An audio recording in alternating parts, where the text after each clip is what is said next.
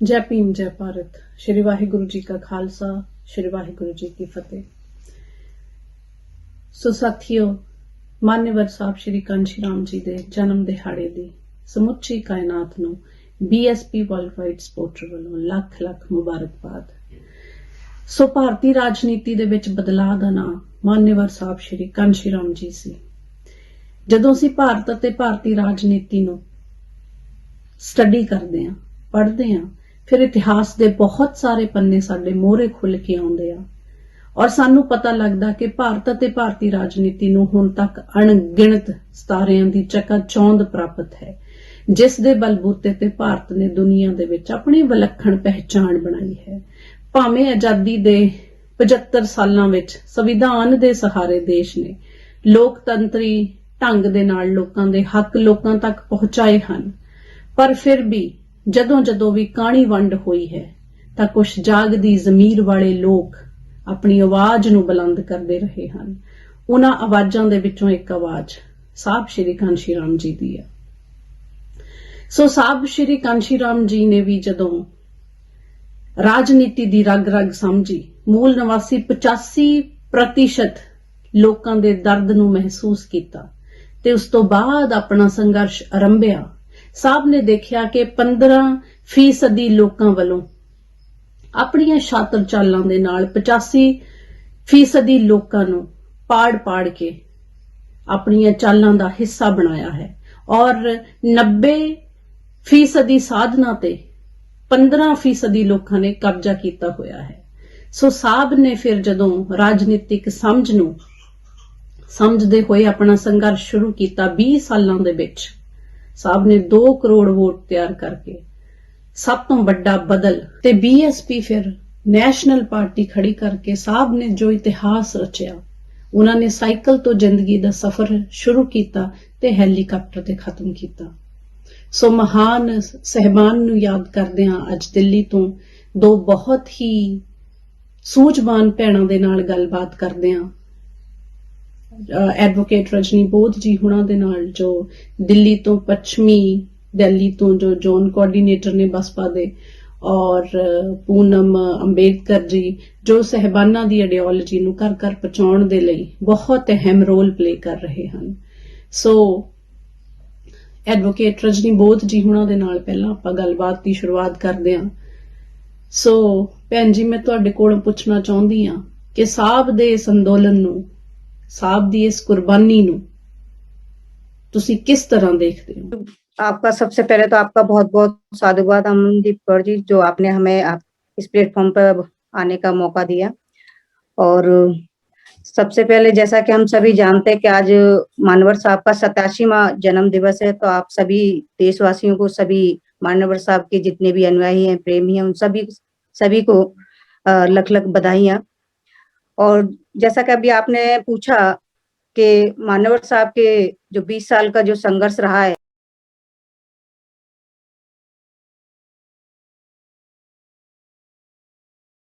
आपका सबसे पहले तो आपका बहुत बहुत साधुवाद अमनदीप कौर जी, जो आपने हमें इस प्लेटफॉर्म पर आने का मौका दिया।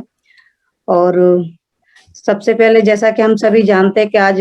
मानवर साहब का 87वां जन्म दिवस है, तो आप सभी देशवासियों को, सभी मानवर साहब के जितने भी अनुयायी हैं, प्रेमी हैं, उन सभी को लख लख बधाइयां। और जैसा कि अभी आपने पूछा कि मानवर साहब के जो 20 साल का जो संघर्ष रहा है, और उस 20 साल के संघर्ष में जो 2 करोड़ वोटरों को जो इकट्ठा करने की जो बात कही और उत्तराधिकारी माननीय बहन जी को बनाने की जो बात कही है, तो सही मायने में बिल्कुल आपने सही कहा कि मानवर साहब का बहुत पूरे जीवन उन्होंने लगा दिया, बहुत संघर्ष किया है, तब जाकर के ये कारवा उनका तैयार हुआ। और तो मैं चाहूंगी कि थोड़ा सा मानवर साहब के जो जीवन संघर्ष है, मैं शुरू से थोड़ा थोड़ा, वैसे तो सभी लोग जानते हैं उनके बारे में, कुछ भी अनभिज्ञ नहीं है, लेकिन फिर भी थोड़ा सा जितना हमने मानवर साहब को पढ़ा है, जितना मानवर साहब को हमने सुना है, वो उसके बारे में थोड़ा सा मैं अपनी बात जरूर रखना चाहूंगी। जैसा कि हम सभी जानते हैं कि मानवर साहब 15 मार्च 1934 को पंजाब के रोपड़ जिले जो खासपुर गांव है, वहां पर उनका जन्म हुआ और उन्होंने वहीं पर ही अपनी शिक्षा प्राप्त की। बीएससी करी और उसके बाद फिर उनको 1958 में जाकर के उनकी डीआरडीओ में उनकी फर्स्ट क्लास नौकरी लगी और उन्होंने करीब 8-9 पुणे में उनकी नौकरी रही और वहाँ पर उन्होंने वो ज़्यादा लंबे समय तो नहीं बिताया नौकरी में, लेकिन 8 1 साल करीब हुए थे उनको नौकरी करते हुए। तो उस टाइम पर क्या है कि वहाँ पर उनकी जो ऑफिस था, वहाँ पर एक चतुर्थ श्रेणी के कर्मचारी थे, दीना भाना जी, जो कि हम सभी लोग जानते हैं कि उन्होंने ही मान्यवर साहब के इन कामों के लिए जो चिंगारी जो पैदा की थी, वो माननीय दीना भाना जी द्वारा ही पैदा हुई थी। जैसा कि वहाँ पर एक छोटी-सी एक कहानी है, जिस कहानी के ज़रिए मानवर साहब जो दौड़ लगाई उन्होंने, जो हज़ारों किलोमीटर उन्होंने साइकिल चलानी पड़ी और उन्होंने कम से कम 85% बहुजनों को इकट्ठा करने का जो काम किया, उसमें जो चिंगारी लगाने का काम किया, माननीय दीना भाना जी की ही बदौलत हुआ कि जैसा कि वो वहाँ पर उस ऑफिस में जब उनको पता था कि 14 अप्रैल और बुद्ध जयंती की छुट्टी मनाने की उनको छुट्टी नहीं मिल रही थी,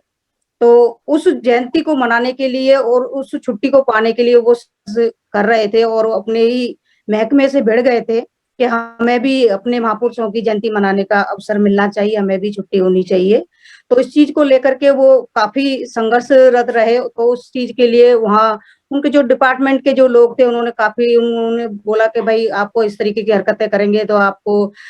इससे नौकरी से निकाल दिया जाएगा और और आपके ऊपर मुकदमा भी चल सकता है। तमाम तरह की उनको इस तरीके की उनको बातें वहाँ पे सुननी पड़ी और अंत में तो ये हुआ कि वहाँ पर मान्यवर साहब जबकि फर्स्ट क्लास ऑफिसर थे उसी डिपार्टमेंट में और दीना भाना जी चतुर्थ श्रेणी कर्मचारी थे वहाँ पर। तब वो सारी चीज़ें मान्यवर साहब वहाँ पर पूरा देख रहे थे वो स्टार्टिंग से ही शुरुआत से कि किस तरीके से एक चतुर्थ श्रेणी कर्मचारी अपनी हक अधिकारों की लड़ाई के लिए लड़ रहा है। तो उन्होंने मान्यवर साहब ने उनसे पूछा कि भाई तुम क्यों इस तरीके से एक व्यक्ति की मतलब एक छुट्टी लेने के लिए आप अपनी नौकरी को दाँव पे लगा रहे हो। तो उन्होंने कहा कि मैं छुट्टी किसी एक व्यक्ति के लिए नहीं ले रहा, क्योंकि मैं छुट्टी ले रहा हूँ, मैं जो जिनकी वजह से आज मैं जो कुछ भी हूँ, जो मेरा अस्तित्व आज जो जिंदा है, वो सब बाबा साहब की बदौलत ही जिंदा है।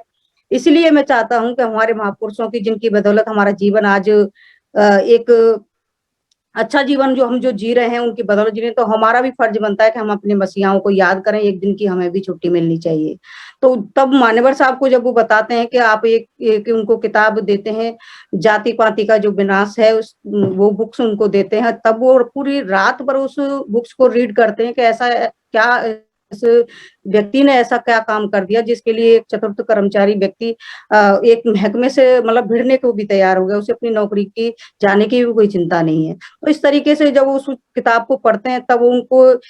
उस चीज़ पर वो मंथन करते हैं कि वाक़ई में ही बाबा साहब ने तो वाक़ई में पूरे मतलब एक व्यक्ति के लिए नहीं, तमाम जो दलित, पिछड़े, शोषित, वंचित जितने भी लोग थे, महिलाएँ थी, उन सबके लिए वाक़ई में उन्होंने बहुत संघर्ष किया है। उनके जीवन को सुधारने के लिए उन्होंने अपना पूरा जीवन लगा दिया। सही मायने में ये जो व्यक्ति अगर अगर छुट्टी की अगर माँग कर रहा है तो कोई गलत नहीं कर रहा, बहुत अच्छा काम कर रहा है। तो उस फिर लड़ाई में खुद मान्यवर साहब भी उनके साथ कूद पड़े थे कि आप तुम बिल्कुल चिंता मत करिए और तुम्हारा जो भी केस का जो खर्चा होगा वो मैं खुद खुद स्वयं वहन करूँगा। तो ऐसा मान्यवर साहब ने उस केस को खुद अपनी तरफ से पैसा खर्च करके केस को लड़ा भी और केस को जीता भी गया। तो वहाँ से मान्यवर साहब को ये चिंगारी मिली और फिर वो चिंगारी एक ऐसी आग बन गई, एक ऐसा ज़रिया बन गया कि आज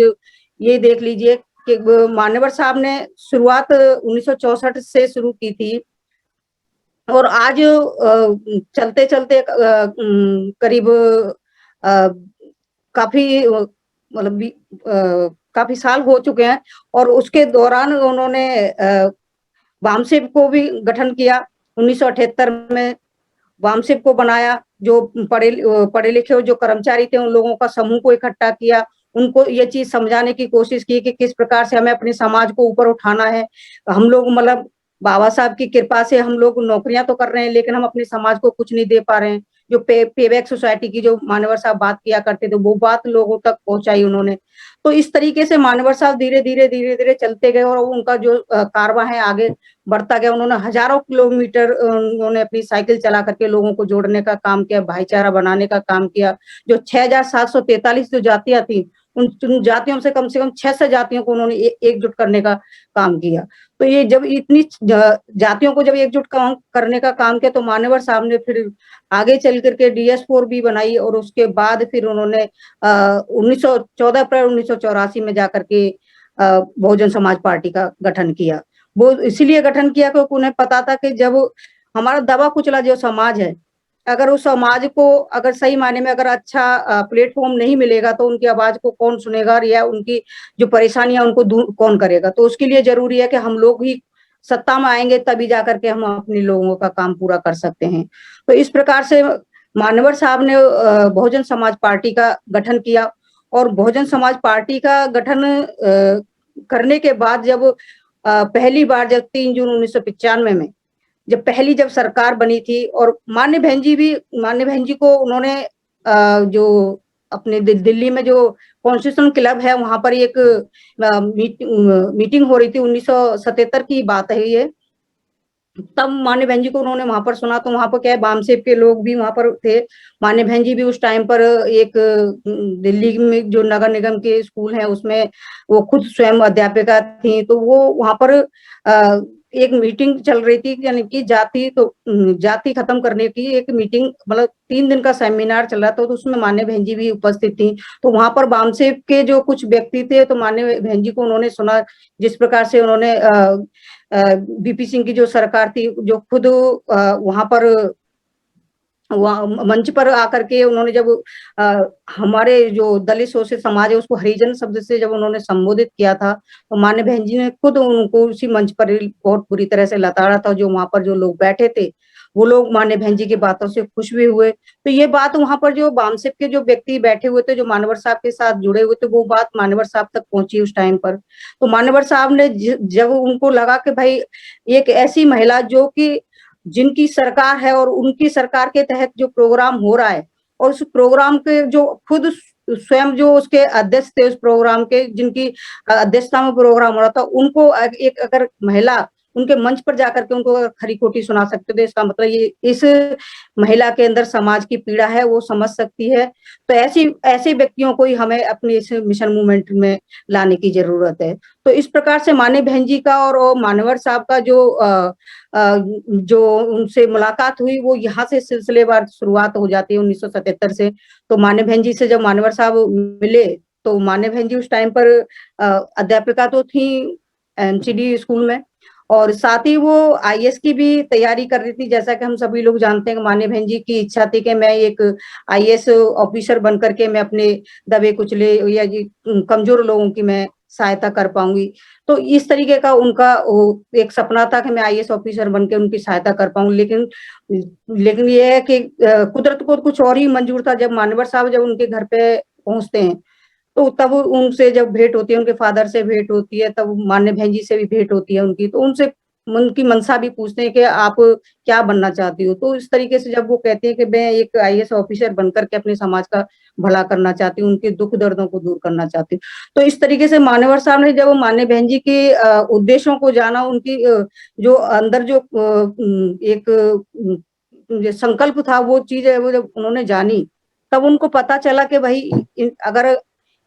इस महिला को अगर सही दिशा सही प्लेटफॉर्म दे सकते हैं, तो ये हमारे समाज के लिए मील का पत्थर साबित हो सकती हैं, बहुत अच्छे तरीके से हमारे समाज के लिए काम कर सकती हैं। तो ये चीज हम लोग सभी जानते हैं कि मान्य बहन जी को मान्यवर साहब ने एक ही बार में परख लिया था, और मान्य बहन जी को भी मान्यवर साहब की बात बहुत अच्छे तरीके से समझ में आ गई। तो उन्होंने भी ये है कि उन्होंने भी ज्यादा टाइम ना भुला करके उन्होंने भी ये फैसला ले लिया कि बात तो सही है, क्योंकि अगर हमें वाकई में अगर अच्छे स्तर पर या ऊंचे लेवल पर जाकर के अपने समाज का अगर हमें भला करना है, तो हमें कुछ ऐसी व्यवस्था में जाना पड़ेगा जिस व्यवस्था के जरिए हम अपने समाज का बिना रोक टोक के अपना उनका भला कर सकें। तो उनको लगा कि भाई IAS ऑफिसर से बनने से तो अच्छा है कि मैं एक अच्छी सत्ता में जाकर के अच्छी एक राजनेता बनूं, जिससे कि उनको आज हम सब लोग जानते हैं, जिसकी गवर्नमेंट होती है सभी लोग उन्हीं की बातों को मानते हैं, उन्हीं के कानून चलते हैं, उनके ही बनाए हुए सारे रूल्स फॉलो किए जाते हैं, चाहे वो अच्छे हो या बुरे हो, समाज के लाभदायक हो या ना हो। ये चीज मान्य बहन जी को ये चीज समझ आ गई, तो इसीलिए उन्होंने फिर इस राजनीति में जाना उन्होंने शुरू किया। तो इसी के चलते फिर जब मान्यवर साहब को लगा कि जब एक महिला अपना सब कुछ घर-बार सब कुछ छोड़ कर के एक ऐसे मूवमेंट में आने को तैयार हो गई है, तो वो कहीं न कहीं उसके मन में पीड़ा है समाज के प्रति, कहीं न कहीं दुःख है। वो चाहती है कि मैं समाज को कुछ अपने जीवन से मैं कुछ उनको दे पाऊँ, तो मैं अपना जीवन भी सफल मानूँ। इस तरीके के अगर उसके अंदर महिला के अंदर अगर इस तरीके के सोच है, तो बिल्कुल ऐसी महिला ही हमारे इस मुस्लिम मूवमेंट के लिए सटीक और सही रहेगी। तो इस प्रकार मान्यवर साहब ने माननीय बहन जी को अपना उत्तराधिकारी घोषित किया। इस चीज़ को लेकर के वैसे पुरुषों में बहुत सारी उथल-पुथल पैदा हो गई थी, जो मान्यवर साहब के साथ जो नज़दीक रहे थे शुरू से उन सबको बहुत झटका भी लगा था कि एक महिला को इस तरीके का उत्तराधिकारी चुनकर देना ठीक नहीं लग रहा। लेकिन आज हम सभी लोग देख सकते हैं और सभी लोग इस चीज़ पर हम गर्व महसूस करते हैं कि माननीय बहन जी ने जो मान्यवर साहब ने जो विश्वास उनके ऊपर जताया था, जो उनको लगा था कि हाँ, मुझे जैसा बहुजन समाज के लिए नेता चाहिए। आज माननीय बहन जी वाक़ई में ही खरी उतरती हैं और हम सब लोग उनके कामों को, उनके संघर्षों को सैल्यूट करते हैं क्योंकि माननीय बहन जी वाक़ई में ही हम सबके लिए एक वरदान साबित हो रही हैं। कि जब से माननीय बहन जी को जो चीज़ मान्यवर साहब ने सिखाई कि किस तरीके से अपने समाज के लिए आपको काम करना है। जैसे मान्यवर साहब ने कहा था कि जो ज़मीन सरकारी है, वो ज़मीन हमारी है। तो माननीय बहन जी ने वाक़ई में वो काम करके दिखाया। उत्तर प्रदेश में जैसे ही सरकार हमारी पहली सरकार बनी, उसमें 2 महीने 3 महीने की सरकार बनी थी हमारी। 2 महीने की सरकार में ही ये है कि माननीय बहन जी ने जो हमारे समाज के लोग थे, उनको पट्टे नाम करवाए थे। ज़मीन जो सरकारी ज़मीन थी उन लोगों के नाम कराई थी जिनके पास ज़मीनें नहीं थी, जिसके सहारे से वो लोग अपना खेती-बाड़ी करके अपने परिवार का पेट पाल सकें। तो इस तरीके के काम माननीय बहन जी ने वहाँ पर करवाए और जैसे ही हमारी जो क्या नाम है 2007 में जब पूर्ण बहुमत की जब सरकार आई, तो माननीय बहन जी ने तो वाक़ई में ही इतिहास रच के दिखा दिया जो कि आज तक हमारे लिए 60 साल हो चुके हैं, आज तक किसी ने हमारे लिए करके नहीं दिया, हमारे बहुजन समाज के लिए चीज़ नहीं करके दी। लेकिन माननीय बहन जी ने मात्र 5 साल की जो पूर्ण बहुमत की सरकार आई थी उसमें उन्होंने वो करिश्मा कर दिखाए जो आज तक हमने कभी सपने में भी नहीं सोचे थे। तो इसीलिए मतलब मान्यवर साहब जिस प्रकार से उन्होंने अपने उत्तराधिकारी को चुना, माननीय बहन जी को वाक़ई में वो इस लायक हैं और ऐसे ही उत्तराधिकारी की बहुजन समाज को ज़रूरत है और ऐसे ही शासककर्ता की भी हमारे बहुजन समाज को ज़रूरत है। तो ये हमारे मान्यवर साहब का जो 20 साल का जो संघर्ष रहा, वो संघर्ष वाक़ई में ही ये कह लो कि मान्यवर साहब ने कोई चूक नहीं की माननीय बहन जी को चुन कर के। हमें गर्व है मान्यवर साहब की उस सोच पर भी कि जो माननीय बहन जी को वो लेकर के आए और एक ऐसी महिला के हाथ में सत्ता दी जो कि आज हमारा बहुजन समाज बहुत गर्व से, फ़क्र से मतलब कहीं पे भी जा सकते हैं, हम किसी भी मनुवादी से भिड़ सकते हैं, किसी को भी सवाल-जवाब कर सकते हैं। वो सारे माननीय बहन जी की ही बदौलत है क्योंकि उनकी जो हुंकार है वो हमारे अंदर भी दौड़ती है क्योंकि हमें लगता है कि जब हमारा नेता हमारा इतना स्ट्रॉन्ग है, उनकी एक आवाज़ से मनुवादी थर-थर काँपने लगते हैं, सोचने लगते हैं कि आखिर आगे ये मायावती क्या करने वाली है। सोचने पे वो मजबूर कर देते हैं, जब एक वाक्या बोलते हैं सब लोग ये सोचते हैं पता नहीं अब ये अगला इनका कदम क्या होगा। तो इस तरीके की अगर हमारी नेता अगर हमारे साथ हैं, हमारे बहुजन समाज के साथ है, तो हमारे बहुजन समाज को बुलंदियों पर जाने से कोई नहीं रोक सकता। ਸੰਘਰਸ਼ ਤੋਂ ਬਾਅਦ ਵਿੱਚ ਜੇ ਮੈਂ ਗੱਲ ਕਰਾਂ ਕਿ ਸਾਹਿਬ ਦੇ ਜਨਮ ਦਿਹਾੜੇ ਨੂੰ ਬਹੁਤ ਸਾਰੀਆਂ ਸੰਸਥਾਵਾਂ, ਬਹੁਤ ਸਾਰੀਆਂ ਆਰਗੇਨਾਈਜੇਸ਼ਨਾਂ, ਬਹੁਤ ਸਾਰੇ ਦਲ ਆਪਣੇ ਆਪਣੇ ਤਰੀਕੇ ਦੇ ਨਾਲ ਦੁਨੀਆ ਲੈਵਲ ਤੇ ਮਨਾਉਂਦੇ ਹਨ। ਸੋ ਮੈਂ ਭੈਣ ਜੀ ਪੂਨਮ ਅੰਬੇਡਕਰ ਜੀ ਨੂੰ ਪੁੱਛਣਾ ਚਾਹੁੰਦੀ ਹਾਂ ਕਿ ਇਸ ਦਿਨ ਤੇ ਪਾਰਟੀ ਦੇ ਕਿਸ ਤਰ੍ਹਾਂ ਦੇ ਦਿਸ਼ਾ ਨਿਰਦੇਸ਼ ਹੁੰਦੇ ਹਨ ਇੱਕ ਕਾਰਜਕਰਤਾ ਦੇ ਰੂਪ ਦੇ ਵਿੱਚ ਔਰ ਕਿਸ ਤਰ੍ਹਾਂ ਦੇ ਰੈਗੂਲੇशंस ਦੇ ਨਾਲ ਸਾਹਿਬ ਦੇ ਜਨਮ ਦਿਹਾੜੇ ਨੂੰ ਹਰ ਸਾਲ ਮਨਾਇਆ ਜਾਂਦਾ ਹੈ। आप सभी को काशीराम जी के जन्म दिवस की हार्दिक मंगल कामनाएं, लख लख बधाइयाँ। देखिए आज जब हम बहन जी का जो बनाया हुआ है नोएडा में दलित प्रेरणा केंद्र, तो हम जाते हैं तो देखकर बड़ी खुशी होती है क्योंकि वहाँ पर सभी महापुरुषों की प्रतिमाएं हैं और देख के लगता है कि इतिहास जो है हमारा यहीं पर खड़ा हुआ है। बहन जी ने वो इतिहास खड़ा किया है और वहाँ पर जितने भी पदाधिकारी थे सब आए और बड़े हर्षोल्लास से वहाँ पर साहब का जन्मदिन मनाया और केक काटकर सबको मुंह मीठा किया। और रजनी की भी वहां पर मौजूद थी और बहुत बहनें आई थी, काफी संख्या में लोग वहां पर आए थे। ये नहीं था कि एक ही समाज के लोग थे, सर समाज के लोग काशीराम जी का जन्म दिवस वहां पर मनाने के लिए इकट्ठा हुए थे। और पार्टी की तरफ से जो दिशा निर्देश था वो ये था कि नोएडा पार्क में ही सब लोग साहब का जन्मदिन है, क्योंकि बहन जी इस बार शायद दिल्ली में नहीं आई है, क्योंकि हर बार आती है वो रकाबगंज साहब का जन्मदिन मनाने। अब की बार उन्होंने लखनऊ में मनाया, तो हम लोग अब की बार नोएडा गए थे। और जाते तो हर बार है, लेकिन रकाबगंज बहन जी के दर्शन करने जरूर जाते हैं, क्योंकि बहन जी वहां पर आती है और बहन जी को देखकर हमें कुछ ना कुछ प्रेरणा मिलती है। तो आज वहां पर जो आने वाला जो समय है उसके लिए ये सबने वहां पर प्रण लिया साहब के जन्म दिवस पर कि जो धरोहर देकर गए हैं का साहब काशीराम हम लोगों को, उस धरोहर को हम कभी भी पीछे नहीं होने देंगे, गिरने नहीं देंगे, उसको मजबूताई के साथ खड़ा करेंगे और आगे बढ़ेंगे। क्योंकि मनुवादी ताकतें जो हैं अब देश के अंदर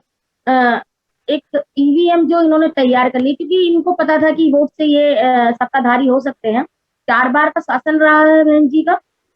सभी को मालूम है। और ना कुछ चने चबाए हैं बहन जी ने। जो गुंडे मवाली थे उनको वो जेल में डालने की जरूरत नहीं पड़ती थी, वो खुद ही कहते थे कि हमें अरेस्ट कर लो। ऐसा उनका 4 बार का शासन रहा। तो हमने वहां पर जितने भी लोग थे सबने प्रण किया कि अब 5वीं बार भी हम सत्ता का स्वाद चखेंगे, और पूरी मजबूताई के साथ और पूरी मेहनत से लगन से हम लोगों से मिल रहे हैं, बात कर रहे हैं। क्योंकि इन लोगों ने अनेक पार्टियां हैं, अभी नई नई पार्टियां भी आई हैं 4-5 साल से और भी हैं, तो वो प्रलोभन दे रही हैं लोगों को। क्योंकि आजकल देखिए ये भी है कि प्रलोभन में लोग बह जाते हैं,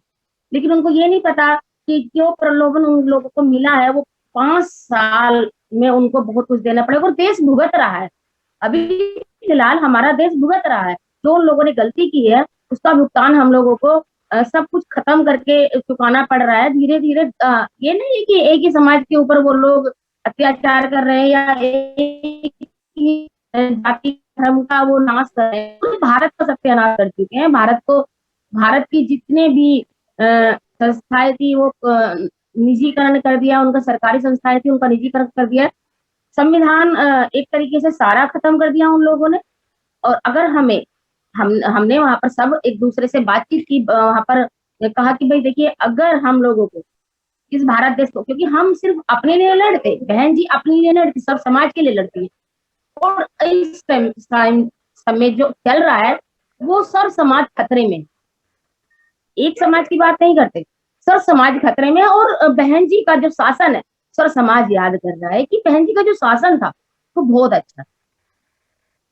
वो क्यों याद किया जा रहा है? क्योंकि आज जो सत्ताधारी है वो एक के लिए नहीं कर रहे हैं कि एक का ही खत्म कर रहे हैं, वो सबका ही खत्म कर रहे हैं, भारत देश का सत्यानाश कर रहे हैं। इसलिए सर समाज बहन जी को बड़े जोरों शोरों से याद कर रहा है। और हमें लग रहा है कि आने वाला समय बसपा का होगा। बसपा 5वीं बार भी सत्ता का स्वाद हम चखने वाले हैं और पूरी मेहनत के साथ हम लोग लगे रहेंगे। हम अपनी जो काशीराम जी की जो धरोहर है उसको कभी पीछे नहीं जाने देंगे और आगे ही रहेंगे। ये हम अपनी तरफ से अपने जितने भी बहुजन समाज के लोग हैं उनको आश्वासन देते हैं और हम उनसे अपील करते हैं कि जिस तरीके से माननीय काशीराम जी ने 85% लोगों को साथ लेकर काम किया, अब हमें 100% लोगों को लेकर काम करना पड़ेगा। क्योंकि जो सत्ताधारी है इनको 100% साथ लेकर ही, और अभी साथ आने के लिए वो लोग तैयार भी है, लोग तैयार भी है, क्योंकि हमारे साथ तो हो ही रहा है, उनके साथ भी हो रहा है। इसलिए अब मौका है कि आ जाइए और सड़कों पर फैल जाइए, गली गली मोहल्ले में जाकर अपने महापुरुषों का और बसपा का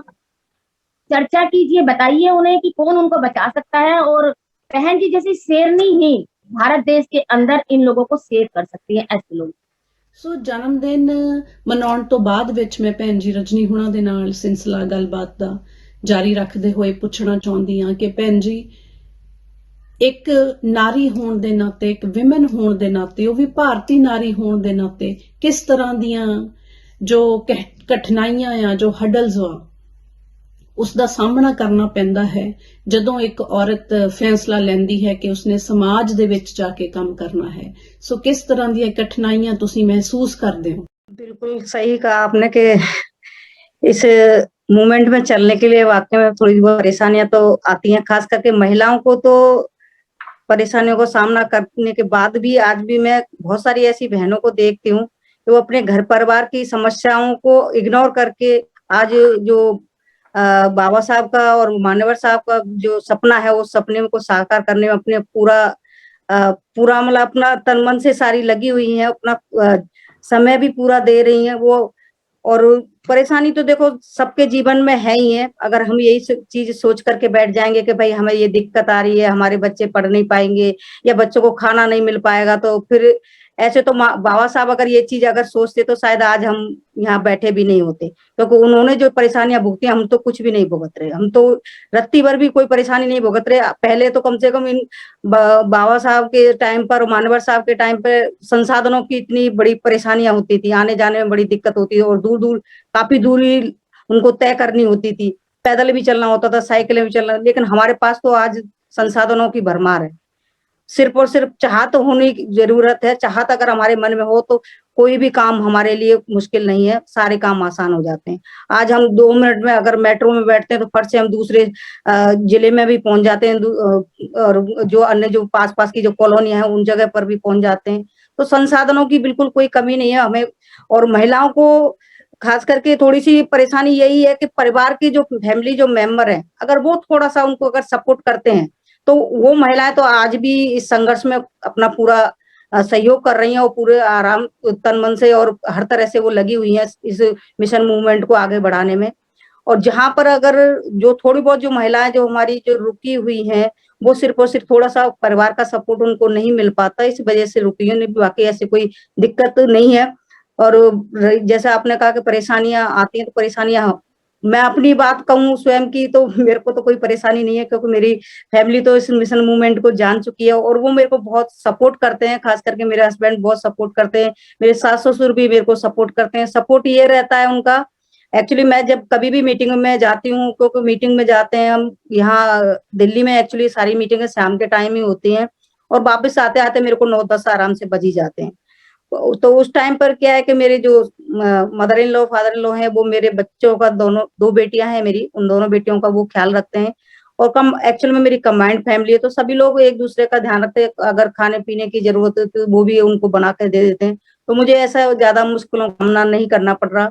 और सही मायने में तो उन्होंने एक्चुअली मिशन को जान लिया है, इसलिए उनको भी कोई दिक्कत नहीं आ रही कि हमारी बहू कहाँ जा रही है, कब आएगी, कैसे रहेगी। इस चीज को लेकर के वो बिल्कुल भी परेशान नहीं रहते कि उन्होंने एक्चुअल में बाबा साहब को पढ़ लिया कि बाबा साहब को जितनी परेशानियों का सामना करना पड़ रहा है तो हमें तो कुछ भी नहीं करना पड़ रहा। अगर हम लोग वो सब लोग यही सोचेंगे कि हम क्यों करें, हमें तो कोई दिक्कत नहीं है, तो फिर ये जो व्यवस्था है, वो व्यवस्था जो परिवर्तन की हम जो लोग बात करते हैं, वो व्यवस्था परिवर्तन फिर होगा कैसे अगर हम सब लोग घर पे बैठे रहेंगे। तो बस यही उद्देश्य बाबा साहब के संघर्ष को पढ़ा है और मानवर साहब के संघर्ष को पढ़ा है, देखा है। और अब हम माननीय बहन जी के संघर्ष को भी देख रहे हैं कि उन्होंने छोटी सी उम्र से ही 21 साल, मात्र 21 साल की उम्र से ही उन्होंने अपने घर को त्याग दिया, सिर्फ और सिर्फ इस बहुजन समाज के उत्थान के लिए। तो जब माननीय बहन जी अगर कर सकती है तो फिर हम क्यों नहीं कर सकते। तो बस इसी चीज को लेकर के माननीय बहन जी को अपना आदर्श नेता मानते हैं, उनको हम फॉलो करते हैं कि जैसा अगर समाज के लिए कुछ कर सकती हैं तो हमें भी अपने जीवन में, अपने परिवार के लिए तो सब लोग करते हैं, लेकिन समाज के लिए भी हम लोगों को कुछ करना चाहिए। बस यही उद्देश्य लेकर के हम निरंतर चल रहे हैं और जब तक सांस में सांस रहेगी निरंतर चलते रहेंगे बिना रुके हुए। ਸੋ ਗੱਲਬਾਤ ਨੂੰ ਅੱਗੇ ਤੋਰਦਿਆਂ ਮੈਂ ਪੂਨਮ ਅੰਬੇਡਕਰ ਜੀ ਨੂੰ ਪੁੱਛਣਾ ਚਾਹੁੰਦੀ ਹਾਂ ਕਿ ਸਾਹਿਬ ਦਾ ਜਨਮ ਦਿਹਾੜੇ ਤੇ ਕਿਸ ਤਰ੍ਹਾਂ ਦਾ ਸੰਦੇਸ਼ ਤੁਸੀਂ ਬਹੁਜਨ ਸਮਾਜ ਨੂੰ ਦੇਣਾ ਚਾਹੁੰਦੇ ਹੋ ਔਰ ਕਿਸ ਤਰ੍ਹਾਂ ਦੀਆਂ ਹੋਰ ਪਲੈਨਿੰਗਸ ਜਿਹੜੀਆਂ ਅਸੀਂ ਕਰਕੇ ਆਪਣੇ ਆਉਣ ਵਾਲੀਆਂ ਨੇਸ਼ਨਾਂ ਨੂੰ सहबाना दी आइडियोलॉजी का हिस्सा बनाइए। बोलना चाहती हूँ कि हमारे महापुरुषों ने बहुत संघर्ष करके हमें यहाँ तक लाया है, बहुत संघर्ष किया, उन्होंने बहुत कुछ गवाया है हम लोगों के लिए, ठीक है। और वो इसलिए गवाया था कि हमको गवाना ना, हमें अपने बच्चे बाबा साहब की तरह खोने ना पड़े। काशीराम जी को फैमिली के बगैर ही चले गए, शादी नहीं की उन्होंने, अनमैरिड ही रहे वो हमारे लिए, घर छोड़ दिया उन्होंने अपना हमारे लिए। तो मैं ये नहीं कहती कि आप अपना घर छोड़ दीजिए, अपने बच्चे कुर्बान कर दीजिए, लेकिन हाँ, समाज के लिए जो हमारे महापुरुषों का सपना था, सत्ता प्राप्त करना, उसके लिए अगर आप अपने समय में से आधा घंटा या 1 घंटा, महिला या पुरुष, मैं ये नहीं कहती दोनों दीजिए, क्योंकि एक को घर का खर्चा भी चलाना पड़ेगा, उसको जॉब भी करनी पड़ेगी, लेकिन हाँ, महिलाओं के पास टाइम होता है। भाई पहले हम लोगों के पास संसाधन नहीं होते थे, गैस नहीं होती थी, चूल्हा होता था, तो उस पर टाइम लगता था खाना बनाने में, लेकिन अब हमारे पास खाना बनाने के लिए गैस, चूल्हा है, जाने के लिए स्कूटी भी है, हमारे बहुत संसाधन है जाने के लिए। तो हम अपने समाज में जाकर, महिलाओं में जाकर, पुरुष चाहे तो शाम को आए तो आधा घंटा, वैसे भी वो घूमते फिरते हैं, तो अपने लोगों में जाकर बैठ जाए, आधा घंटा वहां दे दें और लोगों को समझाएं कि हमें अपनी सत्ता लानी है। सत्ता लाएंगे तो ही हमारा सब कुछ सेफ होगा, जो हमारे महापुरुषों की धरोहर है वो सेफ होगी, क्योंकि जो धरोहर थी, जो हमें देकर गए थे, जो हमारे हक अधिकार देकर गए थे, वो खत्म होते नजर आ रहे हैं और हो भी रहे हैं। और आने वाले समय में ये ना हो कि हमारा जो जनरेशन है वो, हम तो गुलाम होंगे लेकिन वो भी गुलाम ना हो जाए और हमें गाली दे कि भाई जो हमारे महापुरुष थे वो इतनी मेहनत करके, इतनी कुर्बानियां दे करके हमें इतना कुछ दे के गए, लेकिन हमारे जो माँ बाप थे, जो हमारे पूर्वज थे, वो हमें कुछ नहीं, बल्कि हमें कुछ देकर तो नहीं गए, लेकिन जो हमारे महापुरुष थे जो देकर गए, उनको भी खत्म करवा कर चले गए। तो इसलिए गाली खाने का काम ना करें, अपने आने वाली जनरेशन से अपना अपना आधा आधा घंटा, 1 घंटा समय दें, समाज में जाकर समझाएं, लोगों को आइडियोलॉजी बताएं अपने महापुरुषों की। वो, मुझे पूरा यकीन है कि वो लोग हमारे साथ जरूर आएंगे और जो 85 वाला जो नारा था वो दोबारा कायम होगा। जो काशीराम जी ने तो पैदल चलकर लोगों को जोड़ा था, साइकिल पर चलकर लोगों को जोड़ा था, पैरों में दरारें पड़ जाती तब लोगों को जोड़ा था, लेकिन हमारे पास तो इतने संसाधन हो गए हैं। तो आप प्लीज अपने घर में से जो आप बैठकर एसी में बैठ जाते हैं उसमें से निकलिए, क्योंकि वो एसी भी हमारे महापुरुषों की देन है, वो हवा भी हमारे महापुरुषों की देन है और हमारे ऊपर कर्ज है, और वो कर्ज उतारने का समय है। अब ये समय आ चुका है, इससे पहले मैं नहीं कहती क्योंकि 4 वर्ष शासन था, तब तो मैं कोई जरूरत नहीं थी, लेकिन अब समय जो है हमारे महापुरुषों का कर्ज उतारने का समय है। उस कर्ज को उतार लीजिए, नहीं तो आने वाली जनरेशन हम लोगों को गाली देगी। ਬਹੁਤ ਬਹੁਤ ਧੰਨਵਾਦ ਦੋਨਾਂ ਭੈਣਾਂ ਦਾ ਜਿਨ੍ਹਾਂ ਨੇ ਸਾਡੇ ਨਾਲ ਵਿਚਾਰ ਚਰਚਾ ਦੇ ਵਿੱਚ ਹਿੱਸਾ ਲਿਆ। ਸੋ ਜਾਂਦੇ ਜਾਂਦੇ ਮੈਂ ਕਹਿਣਾ ਚਾਹੁੰਦੀ ਹਾਂ ਕਿ ਇੱਕ ਪੱਤਰਕਾਰ ਨੇ ਸਾਹਿਬ ਨੂੰ ਪੁੱਛਿਆ ਕਿ ਤੁਹਾਡੀ ਪਾਰਟੀ ਦਾ ਚੋਣ ਮੈਨੀਫੈਸਟੋ ਕੀ ਹੈ, ਤੇ ਸਹਿਬਾਨ ਨੇ ਮਾਨਯਵਰ ਸਾਹਿਬ ਕਾਂਸ਼ੀ ਰਾਮ ਜੀ ਦਾ ਜਵਾਬ ਸੀ ਕਿ ਗੁਰੂ ਗ੍ਰੰਥ ਸਾਹਿਬ ਸਾਡੀ ਪਾਰਟੀ ਦਾ ਚੋਣ ਮੈਨੀਫੈਸਟੋ ਹੈ। ਸੋ ਸਾਹਿਬ ਕਹਿੰਦੇ ਸੀ ਕਿ ਜਿੱਦਾਂ ਗੁਰੂ ਗ੍ਰੰਥ ਸਾਹਿਬ ਸਾਂਝੀਵਾਲਤਾ ਦਾ ਸੰਦੇਸ਼ ਦਿੰਦਾ ਹੈ, ਇਸੇ ਤਰ੍ਹਾਂ ਹੀ ਸਾਡੀ ਪਾਰਟੀ ਦਾ ਜੋ ਚੋਣ ਮੈਨੀਫੈਸਟੋ ਹੈ ਉਹ ਗੁਰੂ ਗ੍ਰੰਥ ਸਾਹਿਬ ਤੇ ਆਧਾਰਿਤ ਹੈ। ਸਾਹਿਬ ਕਹਿੰਦੇ ਸੀ ਕਿ ਇਹ ਜਿਹੜੇ ਚੁਸਤ ਚਲਾਕ ਲੋਕ ਜਿਨ੍ਹਾਂ ਨੇ ਲੁੱਟ ਖਸੁੱਟ ਕਰਕੇ 85% ਲੋਕਾਂ ਨੂੰ ਆਪਣਾ ਗੁਲਾਮ ਬਣਾਇਆ ਹੋਇਆ ਹੈ, ਜੇ ਕਿਤੇ 85% ਵਰਗ ਇਕੱਠਾ ਹੋ ਜਾਵੇ ਤਾਂ ਇਹ ਜਿਹੜੇ ਲੋਕ ਦਾਵਾ ਕਰਦੇ ਆ ਕਿ ਅਸੀਂ ਘੋੜਿਆਂ ਤੇ ਆਏ ਸੀ, ਸਾਹਿਬ ਕਹਿੰਦੇ ਕਿ ਮੈਂ ਇਹਨਾਂ ਨੂੰ ਗਧਿਆਂ ਤੇ ਯੂਰੇਸ਼ੀਆ ਭੇਜਣ ਦੀ ਜੋ ਹਿੰਮਤ ਉਹ ਰੱਖਦਾ ਹਾਂ। ਸੋ ਸਾਹਿਬ ਦੀ ਕੁਰਬਾਨੀ ਨੂੰ, ਉਹਨਾਂ ਦੀ ਸੋਚ ਨੂੰ, ਉਹਨਾਂ ਦੇ ਜਜ਼ਬੇ ਨੂੰ ਸਲਾਮ। ਸੋ ਯੁੱਗ ਪੁਰਸ਼ ਸਦਾ ਉਹ ਇਨਸਾਨ ਹੁੰਦੇ, ਬਦਲ ਦਿੰਦੇ ਜੋ ਸਮੇਂ ਦਾ ਰੁੱਖ ਲੋਕੋ। ਬਿਗੜੀ ਕੌਮ ਦੀ ਹੱਥੀਂ ਸਵਾਰ ਜਾਂਦੇ, ਆਪਣੇ ਸਾਰੇ ਲੁਟਾ ਕੇ ਸੁੱਖ ਲੋਕੋ। ਐਸੀ ਕਰਨੀਓ ਕਰਕੇ ਚਲੇ ਜਾਂਦੇ, ਲੋਕੀ ਵੇਖਣ ਨੂੰ ਤਰਸਦੇ ਮੁੱਖ ਲੋਕੋ। ਸੋ ਜੈ ਭੀਮ, ਜੈ ਭਾਰਤ।